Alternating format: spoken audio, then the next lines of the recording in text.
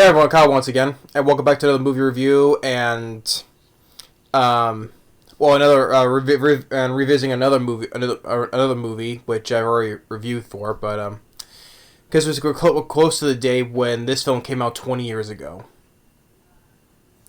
and yes, hence 2001. I'm like, man, this came out 20 years ago. It seemed like only yesterday I saw this back in the theater in 2001. And it's a sequel on the franchise that I absolutely love. And I'll say it's also an underrated sequel as well. I don't get what the hate was for the sequel though, but I still thoroughly enjoyed it. It's part because it's a franchise of my all-time favorite movie. So 20th anniversary review, I would say. Yeah. And that is of Jurassic Park 3. So Jurassic Park 3, July 18th. Let's say it's close to the date. So, came out in the summer of 2001, and I still enjoy Jurassic Park 3. I still think it's an underrated sequel because, as I said, I don't get the hate for this. I still thoroughly enjoy it. I still have fun when I saw it back in the theater in 2001. I still love it to this day. Still, and as I recall, it's directed by Joe Johnston, the director of Honey, I Shrunk the Kids, Jumanji, The Rocketeer, October Sky, Captain America, The First Avenger, and of course The Wolfman remake from 2010. But Joe Johnston I enjoy because I love Jumanji, I love Honey, I Shrunk the Kids, The Rocketeer, Captain America, The First Avenger, but I still love Jurassic Park 3. And Joe Johnston, originally he was going to direct The Lost World Jurassic Park, but since Steven Spielberg was going to do that, though, he said Joe Johnston can direct the third film. And Sam Neill comes back as Dr. Alan Grant. Laura Dern, only for a little bit of role, only just for a little bit, as Dr. Ellie Sattler. And they got William H. Macy, who's an actor I enjoy. You get Tia Leone. Alicia Andro Nivola, which he was in Face Off. He was Nicolas Cage's younger brother in Face Off. He was in that. Trevor Morgan as the son of Tia Leone and William H. Macy, which funny thing enough, if you may recall, there's a scene where a little boy that Samuel was calling. He got distracted for a moment from Barney the Dinosaur. And funny thing, Trevor Morgan, the kid that plays the missing kid in this, he was actually in the Barney's movie, The Great Egg Adventure. Funny enough. And then you got Michael Jeter. Michael Jeter playing Dell from The Green Mile. Of course, Norman F. Snively from Air Bud. He's been in many movies too. You know, sadly he's no longer with us. Sadly, may he rest in peace. And I like Michael Jeter too. So and it's definitely the shortest of the franchise for running time. It's just you take out the end credits. It's just under 90 minutes, so it's easily fast paced. And you know, sometimes now all the Jurassic Park films now have to be 2 hours long. It can work as a fast-paced 90-minute movie. So I like that this one was a shorter version though. But and for the score by Don Davis, I like still. The effects by Stan Winston, it still holds up. The well done, excellent practical effects of the Velociraptors, the Spinosaurus.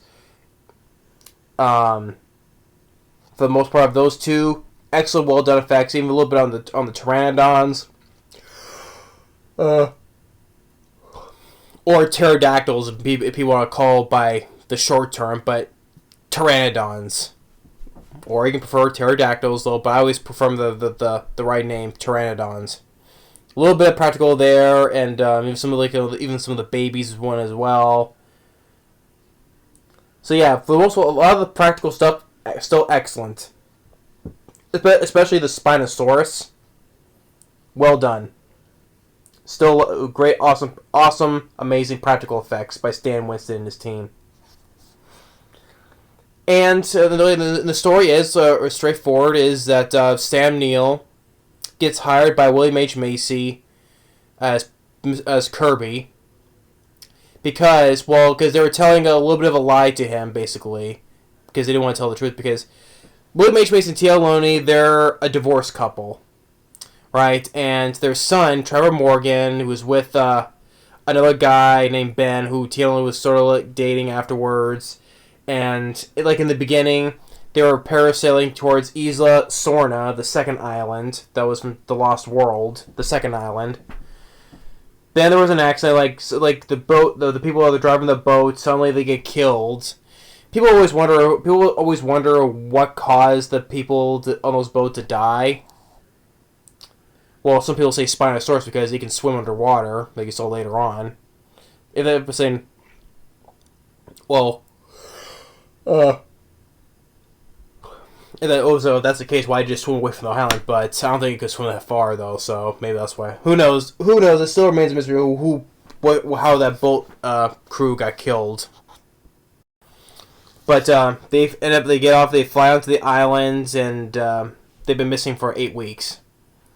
And that's when William H. Macy hires. Like I said, well, first they don't tell the truth. They tell a little bit of a lie, saying they're adventurers and all that stuff, right? They want to hire him as their guide, but it's a lie though. So they hire three people to take them with them. One Michael Jeter, who I also have, may rest in peace. I like Michael Jeter. Two other guys. One is played by Bruce A. Young, which remember he was in Enough. Well, I remember he was in the film Enough with Jennifer Lopez. He was the guy that was training Jennifer Lopez, like some boxing or stuff like that to defend herself. And the other guy was like John Dale. What I remember for him, he was in A Time to Kill, the Joel Schumacher film Time to Kill with Matthew McConaughey, Sam Jackson, Sandra Bullock. After the scene where he was the guy who had that mean Mickey Mouse tattoo. After when Sandra Bullock was captured and strung, almost naked, left there. The guy comes in with the guy who had the Mickey Mouse tattoo, comes in and saves her. That's the guy who plays the character Cooper in this. So they go along with him, sort of like backup, like mercenaries, right? They fly there. Then they get attacked by the Spinosaurus. The Cooper and Nash, Bruce Willis's character, they get killed. And it was a well done, excellent practical effects of the Spinosaurus. Excellent. Stan Winston and his team, they did an awesome job with the Spinosaurus. And it was also a change of pace for once, because it would be boring if it was a T-Rex. Like I said, I love the T-Rex, I do. But you think it would get boring after once in a while using the same dinosaur over and over again. So I always enjoyed that it was a change from being a T-Rex to a Spinosaurus. And it showed how much more fearsome and more dangerous than a T-Rex is. And like how it just how it kills the character Nash. Just when he grabs him by the legs, drops him down, and just steps on him and just bites him again. And it was a very fun scene where the character is one of the wreckage of the plane. When it falls down, we see the view shot of them screaming as it falls down, and then it's rolling. All the actors, while we're on the features, were pretty much doing the stunt themselves when they were rolling inside that plane. So that was nice. And then more excellent effects of the Spinosaurus when it's crushing the plane, sticking its snout in there. It's really well, like I said, excellent practical animatronic of the Spinosaurus. Then they run away, and they run into a T-Rex. Still practical except for the fight, though, but still. When it comes to the fight, it's obviously a CGI fight, but when it close up with the T-Rex, practical, yes. And the T-Rex got his ass kicked by the Spinosaurus. Spinosaurus just snapped his neck. I mean, it's not the T-Rex from the first film. T-Rex Rexy, she's now named Rexy. She's still alive. You saw her at the end of Jurassic World: Fallen Kingdom roaring at a lion. That's not her, so it was a different T-Rex because it's on Isla Sorna, not Nublar anymore. But it was a change of pace, like I said. And then William H. Macy tells them what's going on with the truth about their son. And Samuel saying, either way, you probably won't get off this island alive. So he said he's never been on the island before, too, either. And then they find the parasail. The character Ben has been skeletized. I don't really think it's been skeletized for like 8 weeks, but I don't know. But well, then they find a nest of Velociraptor nest eggs. They find the engine compound. Then they run into a Velociraptor. Which shows that the Velociraptors more of their smartness in this movie, how they work together. Or away in the compound, the Velociraptor has like Billy and Amanda pretty much gets this door. They can't get to him, but then it looks up and there's the opening on top. Shows it was going to climb up to get there, but then they push it back. Then they run to the field. Michael Jeter, sadly, he fell down and he got put behind, but then he gets attacked by a raptor, and the raptor uses his big toe claw, digs into his back, which that was actually to a character death in the book of the Lost World. I think the character's name was Howard King. I remember because I read the book long ago. So, but yeah, I think it was Howard King. He was a character in the book of the Lost World that was not in the movie though. But his death was just like that. He had a Velociraptor's big toe claw dig into his back, and then later his neck was snapped. So, whatever they didn't put in the movie for the Lost World, they put into Udesky, Michael Jeter's character. Dug into the back, and then neck snapped. Which it also occurs. Also, there was a little bit more. There was also a cut of a little bit of a fight with Michael Jeter fighting against raptors, which I would like to have seen. Because if you go online, you find a picture of Michael Jeter holding a big stick. Right. It was to show that he was gonna fight raptors, but then get injured. That's why he's on the ground right there. Which I would love to have seen though, but it's sad. So I like Michael Jeter, yeah.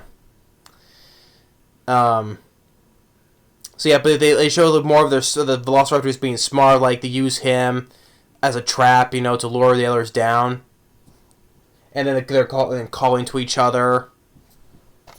And then Sam Neill gets surrounded. Then he gets rescued by Eric Trevor Morgan.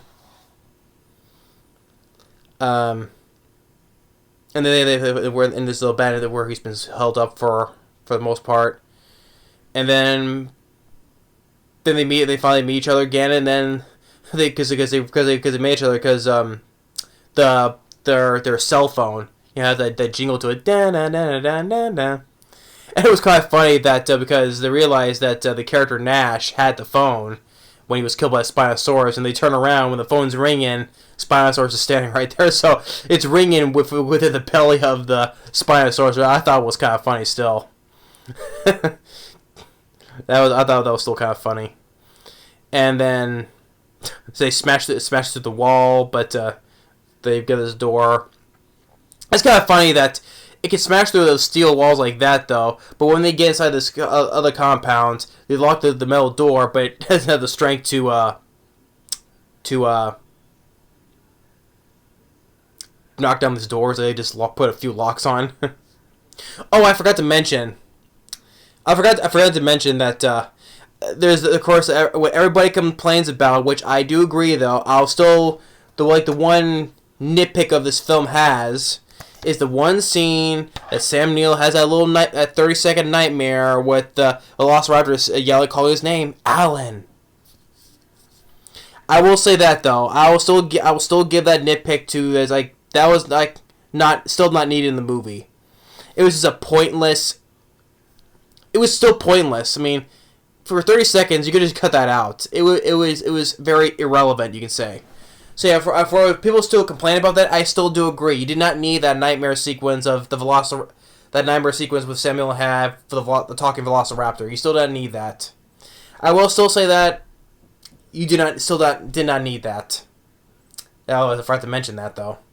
So yeah, you still did not need that nightmare sequence. It was completely irrelevant and pointless. Still didn't need it. So I had to mention that though. And then they heard that Billy he was stealing raptor eggs, to fund the dig site for money. Then they finally they go down in this place where they find it's a bird cage. It's like, what Samuel say? Oh my God, it's a bird cage, and they get the pteranodons. Like one picks up Eric to try to feed it to the babies. Billy used the sail to rescue him, and then Samuel kicks one, which that was kind of cool too. He gives one a good kick. And then when they fall down, this is the thing they were standing on. It falls right on top of the pteranodon. And then Billy he gets pecked on down the river, but he's not dead though because he's alive later on at the end. But he gets badly injured. He gets basically pecked to death trying basically. And they get away, but they left that door unlocked though, which kind of makes me. I mean, at the end of the Lost World Jurassic Park, there were some pteranodons that were flying free, right? So what would make these ones so special? They had these ones caged up, right? I mean, the pteranodons could have just flown away from the island at any time at the end of the Lost World, right? So what happened with these ones here? Why do they keep these ones caged up? So. But,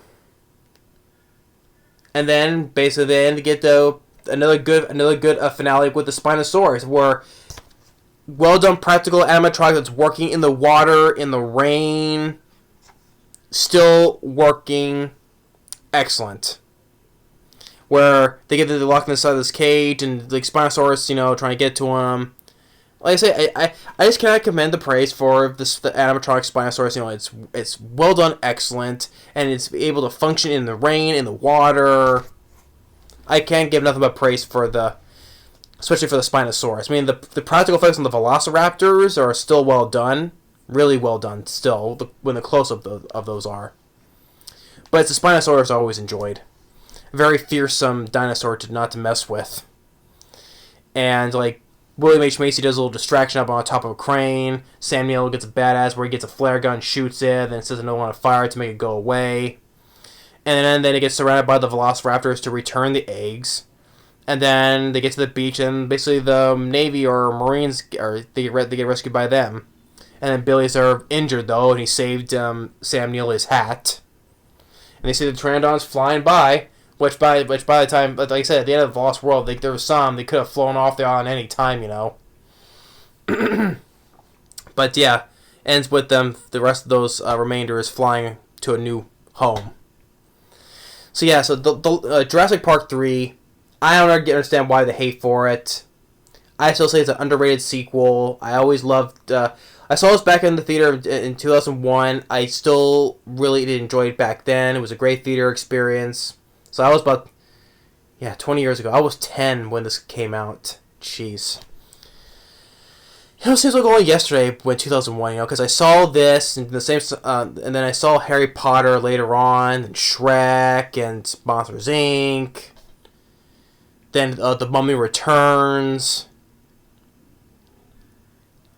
Yeah, Harry Potter, the Sorcerer's Stone, yeah.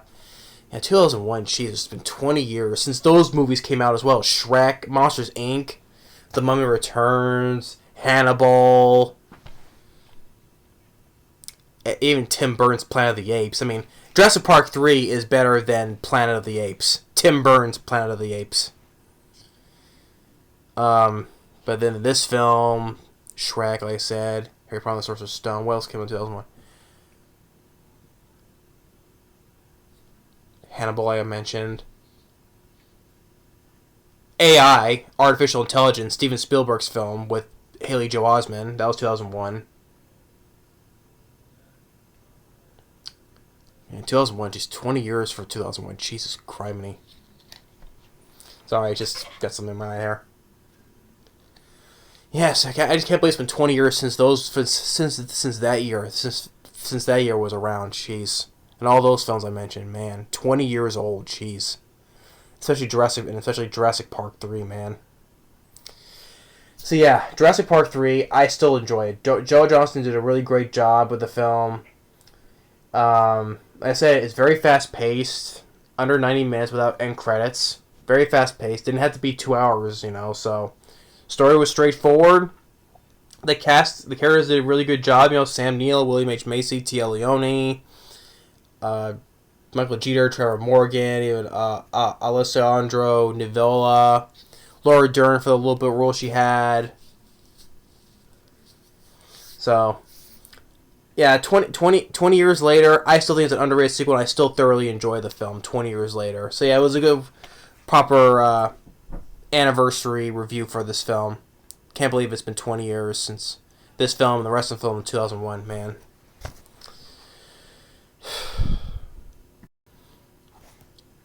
I also say I like this better than Jurassic World.